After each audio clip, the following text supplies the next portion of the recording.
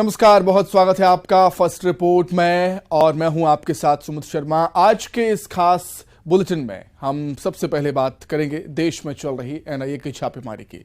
इधर रायपुर में कांग्रेस नेताओं के ठिकानों पर ईडी ने दबिश दी, जिसके बाद केंद्र सरकार पर सवाल उठ रहे हैं कि नक्सलियों के खौफ की एमपी में नई शराब नीति के फैसले के बाद सियासत हो रही है। बात इसकी भी होगी और कई अन्य खबरों को हम दिखाएंगे। तो आइए शुरू करते हैं खबरों का सिलसिला।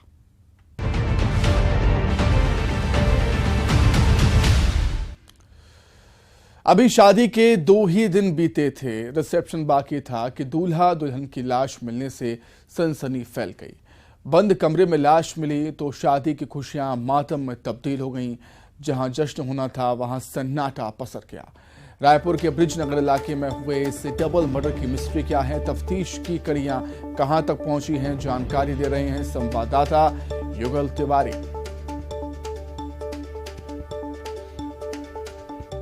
शादी के 2 दिन बाद ही दुल्हन और दूल्हा की लाश एक कमरे से मिली। रायपुर के ब्रिज नगर में दिल दहला देने वाकया सामने आया है। कहकशा बानो और असलम की शादी 19 तारीख को हुई थी और 21 तारीख की रात दोनों के एक कमरे में रक्त रंजित लाश है वो मिली है।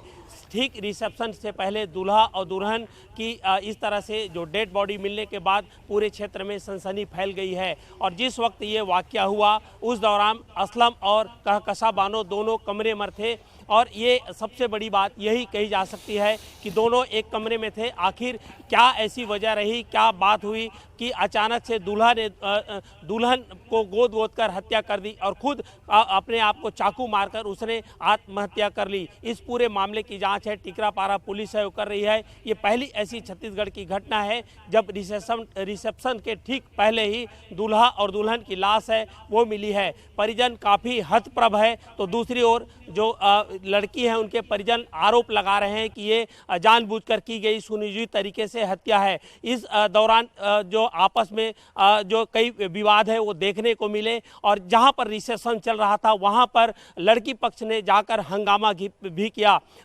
बड़ी संख्या में रिसेप्शन स्थल और ब्रिज नगर में पुलिस बल तैनात किया गया था और पुलिस की समझाइश के बाद मामला शांत हुआ। लेकिन अभी भी जो हत्या का रहस्य है वो बरकरार है। हत्या किन वजहों से की गई, क्या ऐसी बात थी और पीएम के बाद खुलासा हो सकेगा। कैमरा पर्सन रोहित श्रीवास्तव के साथ युगल तिवारी, न्यूज 18 रायपुर, छत्तीसगढ़। एक तरफ बागेश्वर धाम महाराज और पंडोखर सरकार के चमत्कारों के दावे हैं तो वहीं दूसरी तरफ इन दावों पर सवाल उठ रहे हैं। पहले ज्योतिष पीठ के शंकराचार्य अभिमुक्तेश्वरानंद सरस्वती ने इन चमत्कारों पर सवाल उठाए। अब महामंडलेश्वर उत्तम स्वामी ने बड़ी टिप्पणी कर दी। महामंडलेश्वर उत्तम स्वामी ने दोनों को माइंड रीडर बताते हुए कहा सनातन में चमत्कार नहीं होते। उत्तम स्वामी ने और क्या कुछ कहा है, जानकारी दे रहे हैं हमारे संवाददाता अरुण त्रिवेदी। पूज्य संत महामंडलेश्वर उत्तम स्वामी महाराज ने बागेश्वर धाम के पीठाधीश्वर धीरेन्द्र कृष्ण शास्त्री और पंडोखर सरकार को माइंड रीडर बताया है। उन्होंने कहा कि इन दोनों लोगों ने ना कोई तप किया, ना कोई साधना की, ना ही ये लोग 25 से 50 सालों तक पहाड़ों में रहे, क्योंकि आध्यात्मिक ऊंचाई पर पहुंचने वाले लोग इस तरह की बातें नहीं करते हैं। साथ ही उन्होंने कहा कि ये लोग जो हिंदू राष्ट्र बनाने की बात कर रहे हैं ये भी संभव नहीं है, क्योंकि भारत में 25 से 50 करोड़ लोग हिंदू और क्रिश्चियन हैं। ऐसे में हिंदू राष्ट्र की परिकल्पना व्यर्थ है। साथ ही उन्होंने इन दोनों संतों से कहा कि अगर उन्हें सनातन धर्म का प्रचार करना है तो वो हिंदी भाषी राज्यों की बजाय पूर्वोत्तर राज्यों में जाएं और वहाँ पर हिंदू धर्म का प्रचार करें। साथ ही उत्तम स्वामी ने मध्य प्रदेश सरकार की नई आबकारी नीति को लेकर कहा कि मध्य प्रदेश सरकार को फैक्ट्रियों का लाइसेंस देना बंद कर देना चाहिए, जिससे ना ये बनेगी ना ही लोग इसका सेवन कर पाएंगे। कैमरामैन डगलस के साथ अरुण त्रिवेदी, न्यूज 18 इंदौर। वंदे भारत ट्रेन पर पथराव का सिलसिला थमने का नाम नहीं ले रहा है। भंडारा रेलवे स्टेशन के पास वंदे भारत एक्सप्रेस पर असामाजिक तत्वों ने पथराव किया, जिससे कोच नंबर 7 का विंडो ग्लास टूट गया। पूरी जानकारी संवाददाता विनोद कुशवाहा दे रहे हैं। पत्थरबाजी की घटना हुई है। बता दें कि जब ये वंदे भारत एक्सप्रेस ट्रेन भंडारा स्टेशन पर पहुंचने वाली थी उस समय 7C कोच पर उसके कांच में पत्थरबाजी हुई जिसके चलते कांच क्षतिग्रस्त हुआ है। हालांकि पहली दफा नहीं है, नागपुर रेल मंडल की अगर बात करें तो दूसरी बार है जब इस तरह से पत्थरबाजी की घटनाएं हुई हैं। और जब से ट्रेन की शुरुआत हुई है बिलासपुर से नागपुर के बीच और नागपुर से बिलासपुर के बीच वंदे भारत ट्रेन का परिचालन हो रहा है। लोगों का काफ़ी ज़्यादा उसमें रिस्पांस भी रेल मंडल को मिला है, लेकिन सबसे बड़ी दिक्कत ये हो रही कि लगातार ट्रेन में पत्थरबाजी की घटनाएं हो रही हैं जिससे कांच को नुकसान पहुंच रहा है। कुछ देर के लिए हड़कंप की स्थिति भी निर्मित हो जाती है। जब ये ट्रेन भंडारा पहुंची थी उस दौरान भी कमोवेश ऐसा ही हुआ कि 7C कोच में जब पत्थरबाजी हुई, कांच क्षतिग्रस्त हुआ तो ये यात्री जो बैठे हुए थे उनमें दहशत का माहौल पैदा हो गया। बाद में RPF ने लोगों को समझाया, उसके बाद ट्रेन आगे के लिए रवाना हुई। ये 7वीं 8वीं दफ़ा है जब इस तरह की घटनाएं हो रही हैं। हालांकि RPF जो है लगातार कार्यवाही भी कर रहा है, कुछ लोगों की गिरफ्तारियां भी की गई हैं और कुछ लोगों को समझाइश भी दी गई है। लेकिन सबसे बड़ी जो चुनौती है वो ये कि पत्थरबाजी करने वाले अधिकतर नाबालिग होते हैं और ऐसे में उनके खिलाफ कोई कार्यवाही होती नहीं है, परिजनों को ही समझाइश दी जाती है। हालांकि इस मामले में लगातार सर्चिंग भी हो रही है, कैमरे भी लगे हुए हैं ट्रेन में, अत्याधुनिक CCTV कैमरे। लेकिन जब ये घटना होती है रात के वक्त या शाम के वक्त, उस वक्त अंधेरा होता है और बाहर की तस्वीर कैद नहीं हो पाती है। इस वजह से पत्थरबाजी करने वालों की पहचान नहीं हो पाती और यही वजह है कि RPF के लिए एक बड़ी चुनौती बनी हुई है वंदे भारत एक्सप्रेस में पत्थरबाजी की घटना। विनोद कुशवाहा, न्यूज़ 18, बिलासपुर। छत्तीसगढ़ में नशेड़ी गुरुजी के मामले लगातार सामने आ रहे हैं। अब जशपुर से शराबी शिक्षक की हद कर देने वाली तस्वीर सामने आई जो कई सारे सवाल उठा रही है, खड़े कर रही है। नशे में धुत शिक्षक ने स्कूल को ही अपना घर बना लिया है। नशे का आलम ऐसा है कि उसने बिस्तर पर ही शौच कर दिया। क्या है पूरा मामला, जानकारी दे रहे हैं संवाददाता दीपक सिंह। जशपुर जिले में शराबी शिक्षकों के मामले थमने का नाम नहीं ले रहे हैं। जशपुर के बगीचा विकास खंड के एक प्रधान पाठक की शराब के नशे में धुत रहने की तस्वीर सामने आई है और ये जो है रमसम्मा प्राथमिक शाला का मामला है। रमसम्मा प्राथमिक शाला के प्रधान पाठक सजिंद्र राम जो है उन्होंने स्कूल को ही अपना घर बना दिया है। वो शराब के नशे में हमेशा धुत रहते हैं और प्रधान पाठक ने जो है स्कूल में अपना बिस्तर लगाकर रखा है। स्कूली बच्चे परेशान हैं और अभिभावकों में इस बात को लेकर नाराजगी है कि उन्होंने अधिकारियों से कई बार इस प्रधान पाठक को हटाने की मांग की, लेकिन अब तक प्रधान पाठक के खिलाफ कोई कार्रवाई नहीं की गई है। और बताया जाता है कि सजिंद्र राम बच्चों को पढ़ाना छोड़कर दिन में भी जो है शराब के नशे में धुत होकर बिस्तर में पड़े रहते हैं। बहरहाल ये कोई पहला मामला नहीं है, इससे पहले भी जशपुर जिले में कई शराबी शिक्षकों की तस्वीरें सामने आई हैं और एक सप्ताह पहले ही न्यूज़ 18 की खबर का बड़ा असर हुआ था जिसमें 2 शराबी शिक्षकों के खिलाफ कड़ी कार्रवाई की गई थी और इस बार फिर से एक शराबी शिक्षक की जो तस्वीर है वो सामने आई है। अब देखना होगा कि इस शराबी शिक्षक के खिलाफ प्रशासन क्या कार्रवाई करता है। दीपक सिंह, न्यूज़ 18, छत्तीसगढ़, जशपुर। मध्य प्रदेश के खंडवा का रहने वाला राजू पिंडारे 5 साल पहले भटक कर पाकिस्तान चला गया था। इधर बेटे के बिछड़ जाने और उधर पाकिस्तान जेल में राजू को आर्मी की प्रताड़ना 5 सालों तक ये सिलसिला चलता रहा। लेकिन वो समय भी आया जब राजू की वतन वापसी हुई। राजू घर लौटा तो मां की सूखी आंखों में आंसू छलक पड़े। हमारे संवाददाता प्रवीण सिंह तंवर बता रहे हैं कि पाकिस्तानी जेल में राजू को कैसी प्रताड़ना मिली।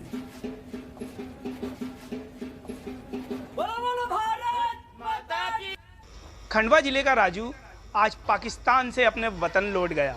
स्टेशन पर परिजनों ने और स्थानीय लोगों ने राजू का स्वागत कर भारत माता की जय के जयकारे लगाए। इस मौके पर प्रधानमंत्री नरेंद्र मोदी के जिंदाबाद के नारे भी लगे।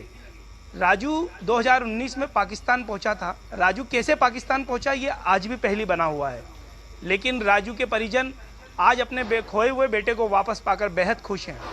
उन्होंने देश के प्रधानमंत्री नरेंद्र मोदी, मध्य प्रदेश के मुख्यमंत्री शिवराज सिंह चौहान सहित खंडवा जिला प्रशासन का धन्यवाद दिया है। राजू 2019 में पाकिस्तान के डेरा गाजी जिले में पकड़ा गया था, जहां पर उसे जासूसी का आरोप लगाकर उसे पाक जेल में बंद कर दिया गया था। तमाम प्रताड़नाओं के बाद जब भारत सरकार को इस बात की सूचना लगी और परिजनों ने भारत सरकार और मध्य प्रदेश सरकार से राजू की वापसी की गुहार लगाई तो राजू की वापसी के प्रयास शुरू हुए। तमाम प्रयासों के बाद आखिर ये मुहिम रंग लाई और राजू आज अपने वतन वापस लौट गया। राजू भी अपने वतन आकर बेहद खुश है। खंडवा में वो अपने माता पिता से मिलकर फूट फूट कर रोया। राजू का यह कहना था कि वो अपने घर आकर बेहद प्रसन्न है। प्रवीण सिंह तंवर, न्यूज़ 18, हरदा। मध्य प्रदेश के अशोकनगर सीट से विधायक जजपाल सिंह जज्जी को ग्वालियर हाईकोर्ट से झटका लगा है। विधायक ने खुद के खिलाफ दायर चुनाव याचिका खारिज करने की मांग की थी, जिसे कोर्ट ने खारिज कर दिया। कोर्ट ने कहा, याचिका में जो सवाल खड़े किए गए हैं उनका निराकरण गवाहों के बयान दर्ज कराने के बाद ही किया जा सकेगा। क्या है पूरा मामला, बता रहे हैं संवाददाता सुशील कौशिक।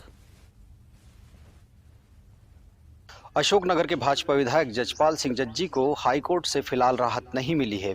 हाईकोर्ट ने जजपाल सिंह जज्जी के उस आवेदन को खारिज कर दिया है जिसमें उन्होंने अपने खिलाफ दायर चुनाव याचिका को खारिज करने की मांग की थी। आपको बता दें कि जजपाल सिंह जज्जी के खिलाफ एक चुनाव याचिका लड्डू राम कोरी ने दायर की थी।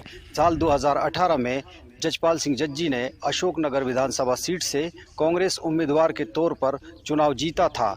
इस दौरान हारने वाले प्रत्याशी लड्डू राम कोरी ने चुनाव याचिका दायर की थी, जिसमें कहा था कि जजपाल सिंह जज्जी ने फर्जी जाति प्रमाण पत्र के आधार पर ये चुनाव जीता है।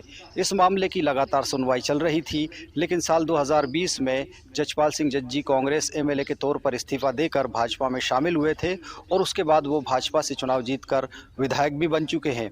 इसी तथ्य के आधार पर जजपाल सिंह जज्जी ने एक आवेदन दायर किया था, जिसमें कोर्ट से गुहार लगाई थी कि ये याचिका अब सुनवाई योग्य नहीं है, क्योंकि 2018 में जो उन्होंने चुनाव जीता था उससे वे 2020 में इस्तीफा दे चुके हैं।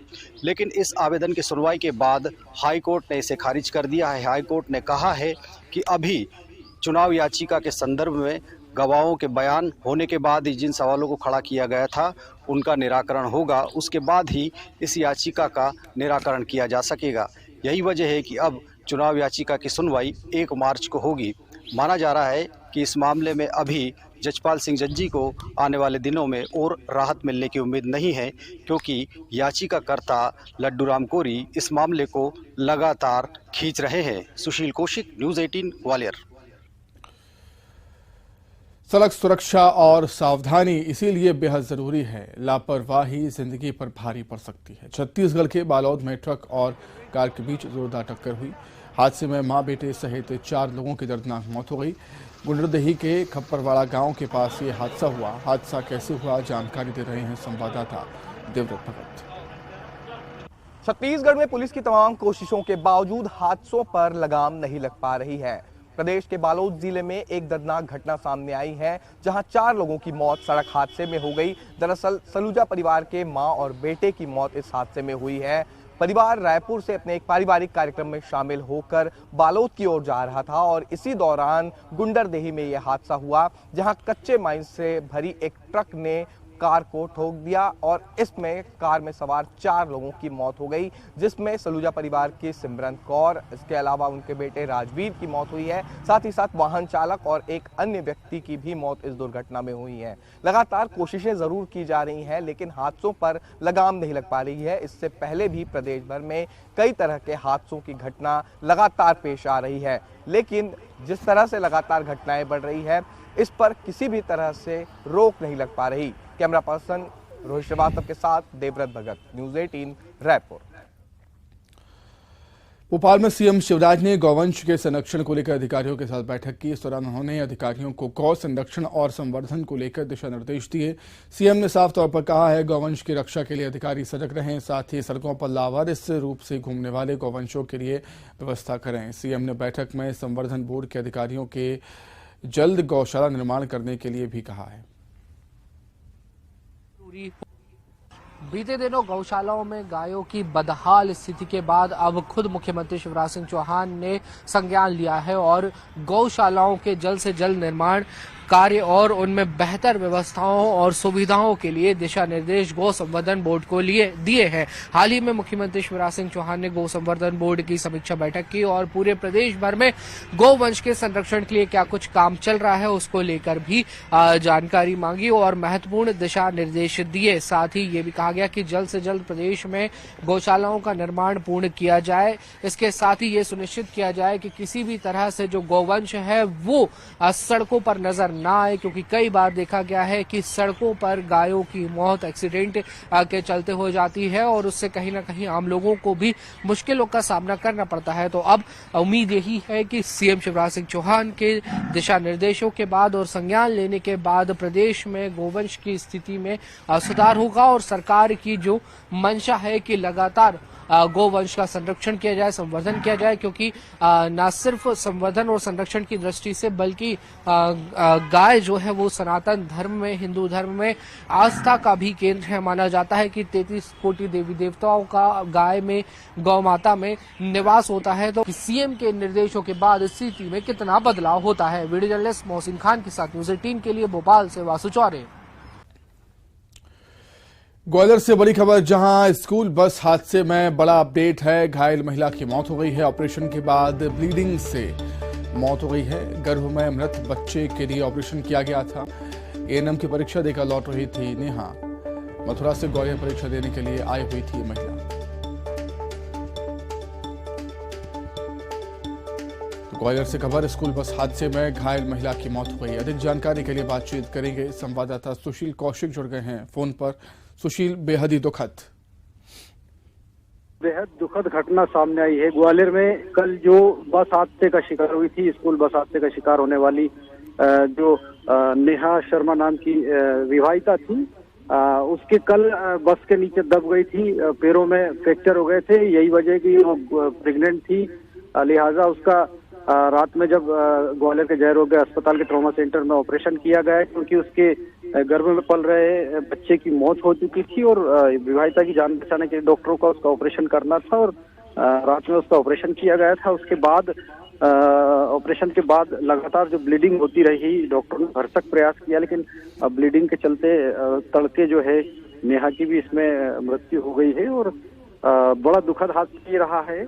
कहीं ना कहीं जो बस हादसे का शिकार हुई नेहा, उसकी नेहा की एक 3 साल की और बेटी भी है, जो हादसे का वक्त उसके साथ थी। पति, बेटी और नेहा की सास, ये चारों लोग थे, पैदल जा रहे थे। लेकिन स्कूल बस जब पलटी तो ये नेहा जो है स्कूल बस के नीचे दब गई थी। आपको बता दें कि नेहा उत्तर प्रदेश के मथुरा की रहने वाली है और यहाँ एएनएम की परीक्षा देने के लिए 3 दिन पहले ही ग्वालियर आई थी।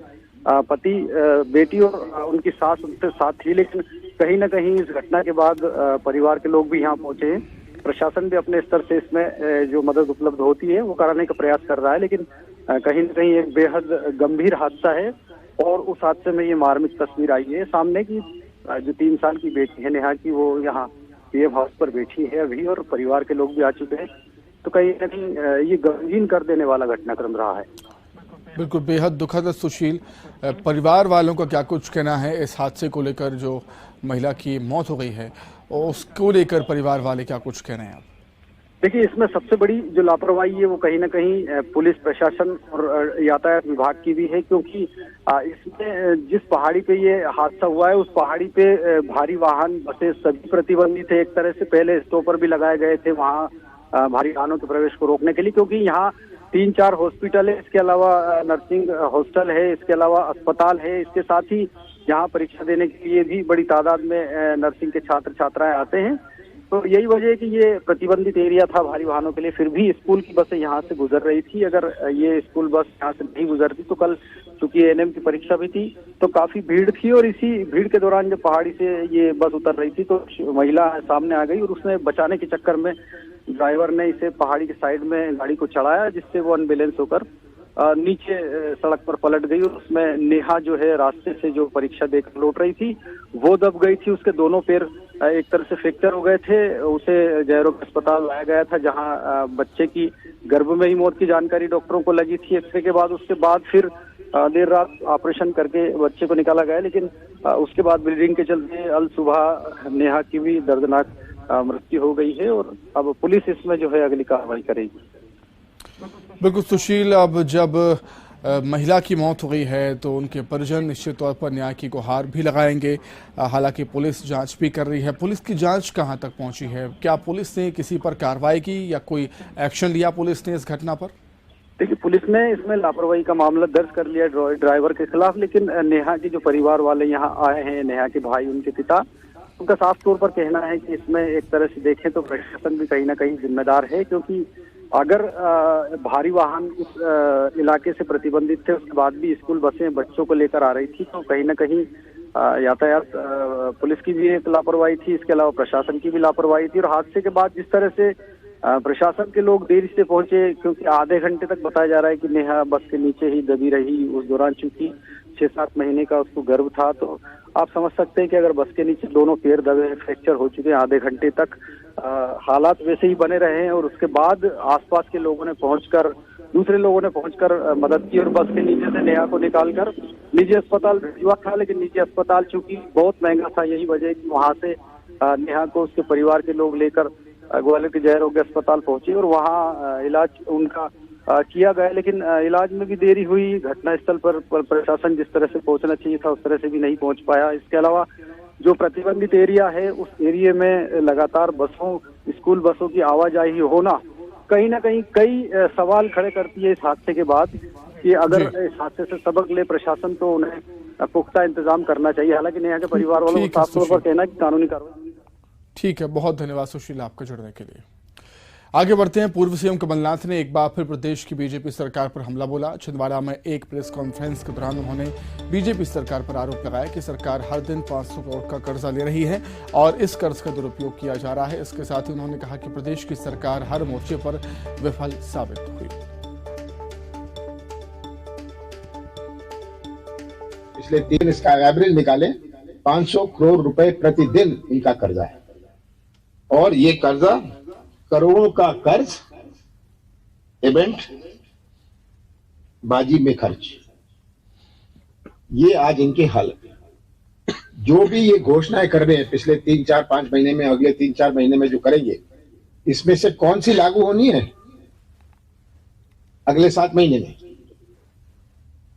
इसकी कोई प्रक्रिया नहीं, इसकी कोई रिपोर्ट नहीं।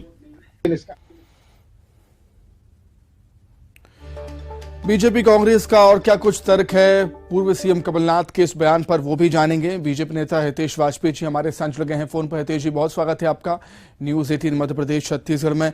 क्या कुछ कहना चाहेंगे हितेश जी कमलनाथ जी के इस बयान पर? देखो सुमित जी, क्या होता है, विपक्ष में आदमी आ जाता है ना तो कुछ भी उल जलूल बोलने लगता है। ऐसा एक राज्य आप बताइए जो अपने केवल रेवेन्यू कलेक्शन से, जैसे आम आदमी की भाषा में बोले तो जो उसको तनख्वाह मिलती है उससे घर चलाता है। एक राज्य आप बता दो, एक देश बता दो जो केवल रेवेन्यू कलेक्शन से अपना बजट प्लान करता है, उसके बाहर 1 रुपया नहीं लेता। तो आप पाओगे ऐसा कोई राज्य नहीं है, क्योंकि हर आदमी रेवेन्यू कलेक्शन जो होता है वो लगभग आपका मान के चलिए 30% के आसपास होता है। ठीक है, तो 30-40% जो ये होता है, इसके बेस के ऊपर फिर आपका टोटल बजट बनता है। जैसे मध्य प्रदेश का 2.5 लाख करोड़ क्रॉस कर गया, तो उसके आधार पर हमारी रीपेमेंट की साख बनती है। तो अब इसको फिस्कल डिसिप्लिन हमने कहीं तोड़ा हो तो कोई बता दे। कमलनाथ ने भी जो बजट दिया था, क्या उसमें कर्ज नहीं लिया था? उनने भी लिया था। बिल्कुल, निश्चित तौर पर सरकारें कर्ज लेती ही है जी। ठीक है तेज जी, बहुत शुक्रिया आपका जुड़ने के लिए। तो इसी के साथ ही बुलेटिन में फिलहाल इतना ही। नमस्कार।